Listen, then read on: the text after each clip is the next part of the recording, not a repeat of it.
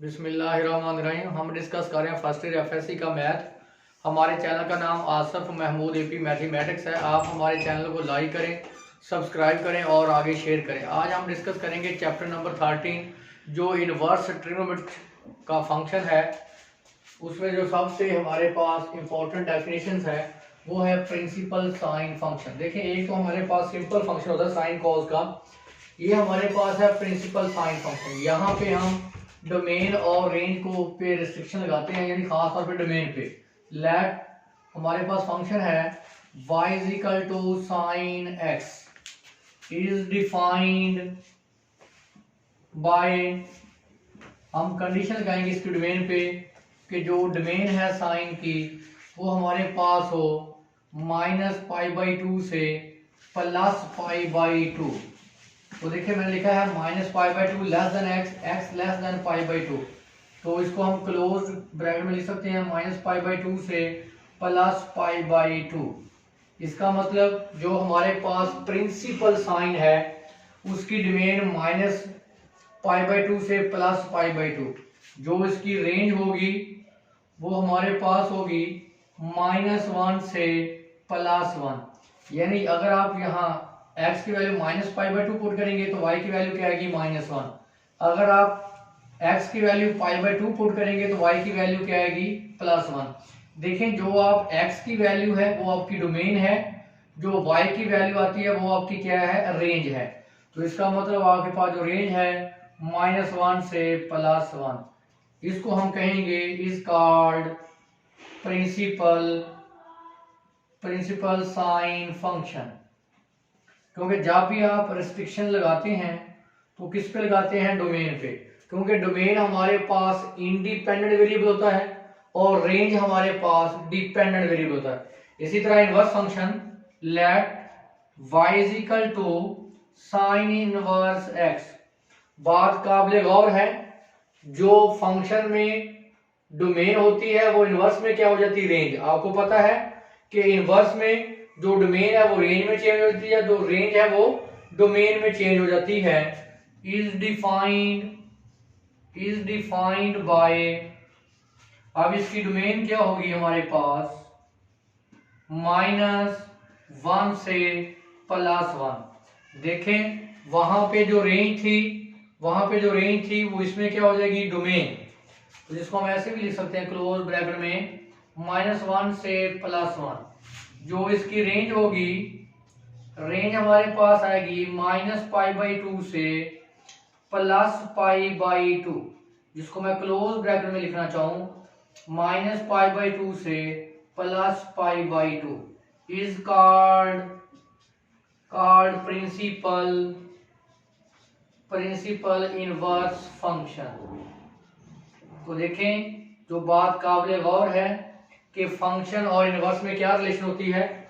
जो फंक्शन की डोमेन होगी वो इनवर्स की रेंज होगी, जो फंक्शन की रेंज होगी वो इनवर्स में उसकी क्या होती है, डोमेन।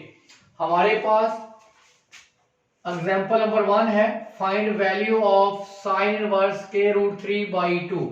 थोड़ा इसको फॉलो भी कर लें। जब आप लिखते हैं ना डोमेन -π/2 से +π/2, इसको मद्देनजर रखें। ये हमारे पास एक्स वाई कोऑर्डिनेट सिस्टम है।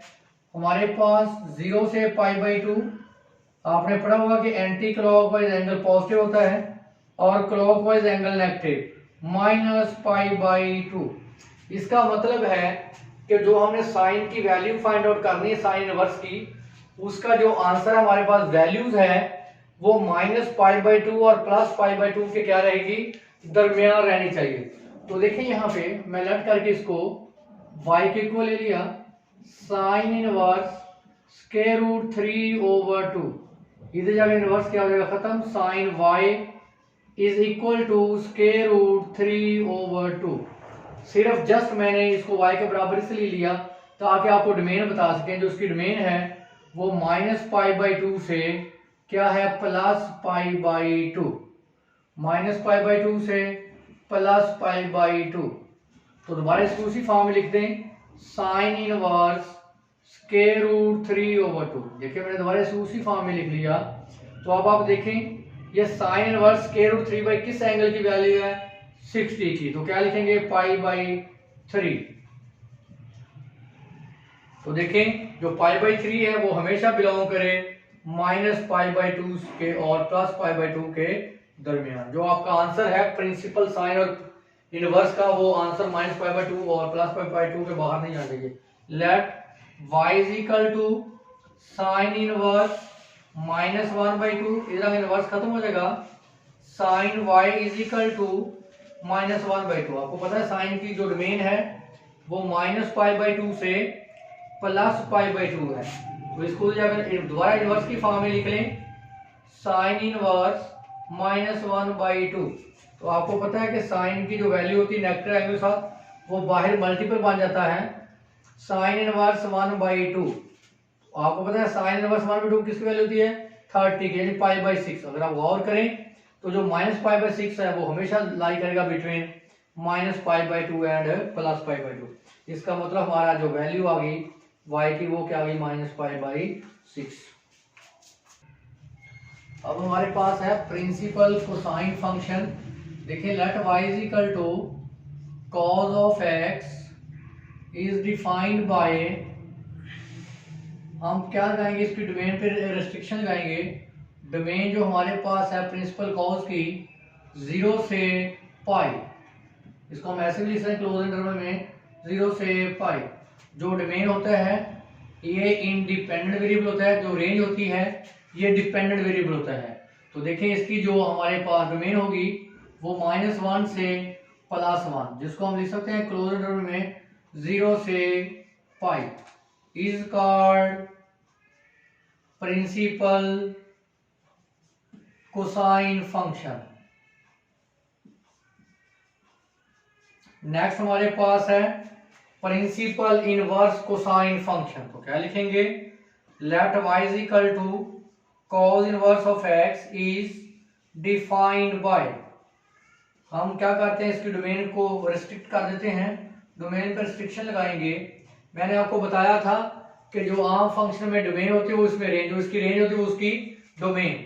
तो क्या आएगा -1 से +1, जिसको हम ऐसे भी लिखते हैं क्लोज इंटरवल में -1 से +1।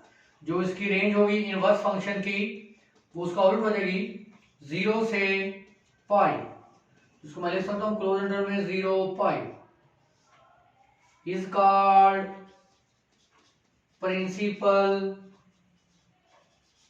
Principal inverse function.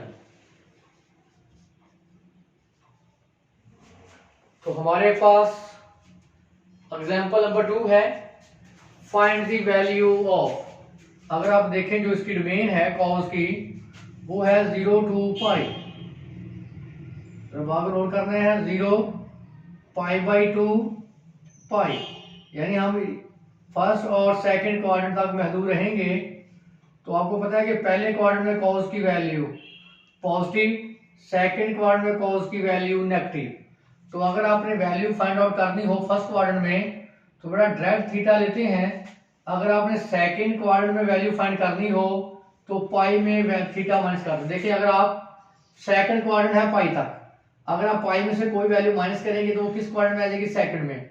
तो इसका मतलब फर्स्ट क्वाड्रेंट में हम डायरेक्ट वैल्यू थीटा की फाइंड करते हैं, अगर सेकंड में फाइंड करनी हो तो हम पाई को थीटा में से माइनस कर देते हैं। वो ये थीटा वो है जो फर्स्ट क्वाड्रेंट में है, जिसको हम बोलते हैं रेफरेंस एंगल, रेफरेंस एंगल। तो देखें इसकी value let y is equal to cos inverse of 1, इधर इनवर्स खत्म, cos of y is equal to 1। तो आपको पता है cos की जो डोमेन है वो 0 से π, इसको दोबारा इनवर्स की फॉर्म में लिख दें y is equal to cos inverse 1। तो आपको पता है cos इनवर्स 1 किसकी वैल्यू होती है 0 डिग्री की। इस तरह देखें, और जो हमारे पास लाई करता है बिलोंग करता है 0 to π। इसी तरह हमारे पास next y is equal to cos inverse -1/2, इधर इनवर्स खत्म हो जाएगा, cos y is equal to -1/2। तो आपको पता है जो cos की डोमेन है वो 0 से π के दरमियान लाई करती है। दोबारा इसी को इनवर्स की फॉर्म में लिख दें cos इनवर्स -1/2। अब आप देखें तो ये 1/2 जो है ये वैल्यू बनती है, नेगेटिव को छोड़ दें, फॉर एग्जांपल कॉस इनवर्स जो 1/2 वैल्यू है ये बनती है 60 की। तो थीटा क्या आ गया π/3, जिसको हमने बोला है रेफरेंस एंगल। अगर आपने वैल्यू निकालनी है सेकंड क्वाड्रेंट में, क्योंकि कॉस सेकंड क्वाड्रेंट में क्या होता है नेगेटिव, तो बेटा क्या करेंगे पाई में से जो आपने रेफरेंस एंगल थीटा निकाला है π/3 वो माइनस कर देंगे। तो क्या आंसर आएगा 3 माइनस पाई, तो 2π/3। अगर आप 2π/3 देखें तो ये लाई करता है बिटवीन 0 एंड पाई। आपका जो आंसर है वो इस डोमेन से बाहर नहीं जाना चाहिए। तो इसका मतलब y की वैल्यू हमारे पास आ गई 2π/3। अब हम डिस्कस करेंगे principal tangent function. Let y is equal to tangent x is defined by, तो हमारे पास है इसकी जो डोमेन है, डोमेन हमारे पास इसकी -π/2 से +π/2। देखें इसमें इक्वल का साइन शामिल नहीं है, इसका मतलब है -π/2 +π/2 के दरमियान वाली वैल्यूज। क्योंकि -π/2 के लिए मैं पुट करता हूं या +π/2 यहां मैं पुट करूं तो इसकी जो वैल्यू है वो क्या आ जाती है, इन्फिनिटी को प्रोवाइड कर, यानी अनडिफाइंड हो जाती है। तो इसको हम लिखेंगे ओपन इंटरवल में -π/2 से +π/2। जो इसकी रेंज होगी टेंजेंट प्रिंसिपल टेंजेंट की -∞ से +∞ is called principal tangent function. Principal tangent function. Next हमारे पास है principal inverse tangent function. Let y is equal to tangent inverse x is defined by, लगाएं इसकी डोमेन पे कंडीशन। डोमेन हमारे पास होगी, मैंने बताया था कि जो आम फंक्शन की रेंज होगी वो उसकी क्या होगी domain, -∞ less than x less then +∞, जिसको लिखेंगे -∞ से +∞। जो इसकी रेंज होगी वो हमारे पास होगी -π/2 से +π/2, जिसको हम लिख सकते हैं -π/2 से +π/2 is called principal inverse tangent function. अब इसकी एग्जांपल डिस्कस करते हैं। एग्जांपल हमारे पास है टेंजेंट की, एग्जांपल नंबर 3 है find value of tangent inverse 1। Second part है टेंजेंट इनवर्स -√3। अगर आप देखें जो टेंजेंट है उसकी जो वैल्यू हमारे पास है 0, π/2, anti clockwise angle positive, clockwise angle negative. इसका मतलब है कि हम -π/2 से +π/2 के दरमियान रहेंगे। ये फर्स्ट क्वाड्रेंट है और ये सेकंड है। अगर आपने वैल्यू फर्स्ट क्वाड्रेंट में फाइंड करनी हो तो पॉजिटिव, अगर यही वैल्यू आपने फाइंड करनी हो फोर्थ क्वाड्रेंट में तो क्या आ जाता है -θ। तो देखें let y is equal to tangent inverse 1, इधर अगर रिवर्स खत्म हो जाएगा तो tangent y is equal to 1। तो टेंजेंट की डोमेन क्या है -π/2 से +π/2।